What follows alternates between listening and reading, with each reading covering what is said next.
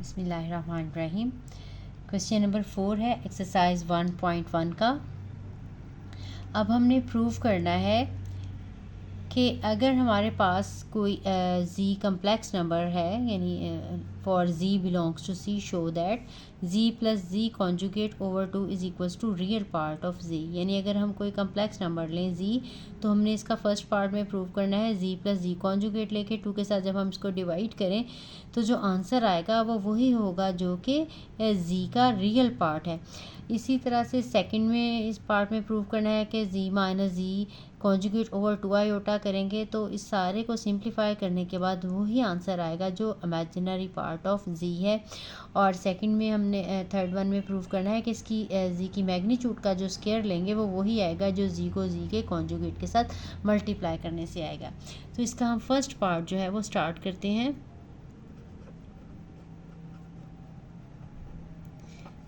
इन सब पार्ट्स के लिए स्टार्ट में हमने z को सपोज करना है। मैं ये पहले लिख लेती हूँ, एक ही दफ़ा लिख लेती हूँ। Let z is equals to a plus iota b। अब हमने सब में z कॉन्जुगेट भी यूज़ हो रहा है तो मैं z कॉन्जुगेट भी यहीं पे स्टार्ट में एक दफ़ा प्रूव कर लेती हूँ। This conjugate mean a minus iota b। ठीक है, अब फर्स्ट पार्ट हमने प्रूव करना है। इसकी हम लेफ़्ट हैंड साइड ले लेते हैं। Left hand side is equal to z plus z conjugate over 2। अब इसमें हम वैल्यू सब्स्टिट्यूट कर देंगे। z की वैल्यू है a प्लस आयोटा b और प्लस लगाएंगे a minus iota b over 2। इसको हमने सिंप्लीफाई करना है। a प्लस आयोटा b, ये देखिए इसमें से ये आयोटा बी के साथ कैंसिल हो जाएगा। a और a 2a आ जाएगा, सॉरी, ओवर 2। अब ये 2 के साथ कैंसिल हो जाएगा और हमारे पास आंसर सिर्फ a आ जाएगा। अब ये देखिए हमारे पास एक्चुअली z था a प्लस आयोटा बी और ये इसका रियल पार्ट था और ये इसका इमेजिनरी पार्ट। अब हमारे पास a आ गया, that mean this is equal to real part of z। ठीक है, a जो है वो रियल पार्ट ऑफ z है। ये आंसर जो है उसी के इक्वल आ गया। मैं इसको रेज कर देती हूँ। ये मैंने रेज कर दिया है, अच्छा नहीं लग रहा था। आई होप समझ आ गई होगी इस पार्ट की। अब ये जो सेकंड वाला है ये भी बिल्कुल इसी तरह से हमने करना है। इस वाले में हमने प्लस किया था, इस वाले में हमने इसको माइनस करना है। ठीक है, तो ये पार्ट भी मैं इधर ही कर लेती हूँ।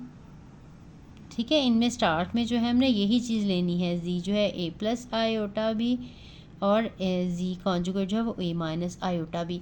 इसकी जब हम लेफ़्ट हैंड साइड लेंगे, ये हमारे पास है z minus z conjugate over 2 iota. यहाँ पे भी वैल्यू सब्स्टिट्यूट कर देंगे। ये z की value a plus iota b minus लगाएंगे a minus iota b, z conjugate की वैल्यू आ गई ओवर 2 आयोटा। अब एक स्टेप में हमने इसमें ब्रैकेट ओपन करनी है। इसमें प्लस था तो एज इट इज़ ही आ गया था, यहीं पे कैंसिल कर दिया था। अब a plus iota b minus a और यहाँ पे प्लस आयोटा बी। अब जब यहाँ पे हम देखें, अब देखें ये कैंसिल होता है, a और नेगेटिव है, जबकि आयोटा बी और आयोटा बी जो है ना ये ऐड हो जाएंगे।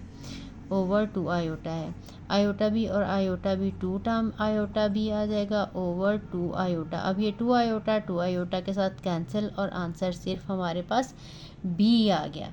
ठीक है, which is equal to imaginary part of z। अब देखें z हमारे पास a प्लस आयोटा भी, ये रियल पार्ट था और इमेजिनरी पार्ट था। जब हमने ये वाला सारा सिंप्लीफाई किया फर्स्ट पार्ट तो उसका answer real part of z यानी a आ गया।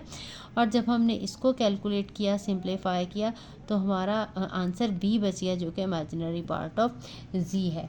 आई होप आपने इसको अंडरस्टैंड कर लिया होगा। अगर कोई कन्फ्यूजन रह जाए तो आप मेरे से ज़रूर जो है वो कमेंट्स में पूछ लिया करें। ठीक है, अब हमने लास्ट वन प्रूव करना है कि z मैग्नीट्यूड का स्क्वायर जो है वो z इंटू z कॉन्जुगेट के इक्वल होता है। ये भी हम बहुत आसानी के साथ सॉल्व कर लेते हैं, ये भी इधर ही कर लेते हैं।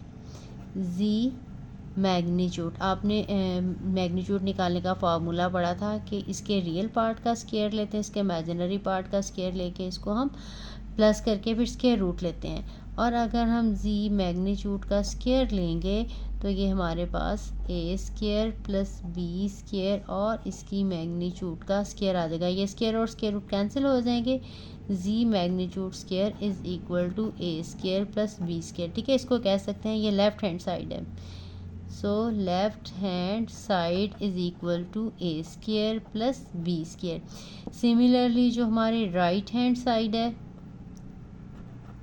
That is equal to z into z conjugate.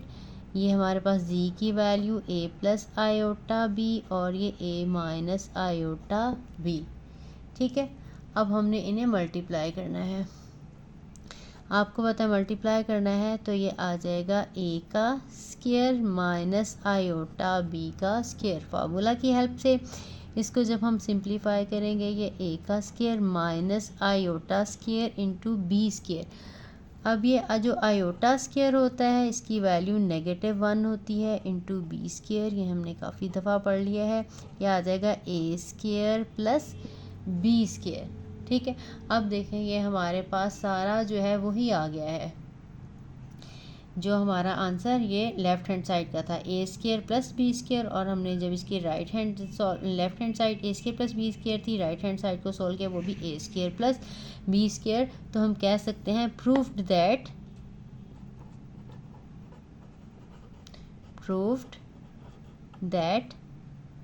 z conjugate square is equal to z into z conjugate. ठीक है, आई होप आपको इस क्वेश्चन की भी अच्छे से समझ आ गई होगी। अगर वीडियो अच्छी लगी हो तो इसको लाइक ज़रूर करें, कमेंट करें और अपने फ्रेंड्स को शेयर करें, क्योंकि ये न्यू बुक आई है तो अभी तो आई थिंक इसकी हैंडबुक भी अवेलेबल नहीं है। तो आप अपने फ्रेंड्स को भी शेयर करें ताकि उनसे भी वो भी इनसे फ़ायदा उठा सकें। और जैसा कि आजकल वेकेशंस चल रही हैं तो आप अपना ये चैप्टर जो है अगर साथ साथ करते रहेंगे तो आपकी कुछ ना कुछ जो है वो फर्स्ट ईयर के लिए प्रेपरेशन हो जाएगी। तो मिलते हैं नेक्स्ट वीडियो में। अल्लाह हाफ़िज़।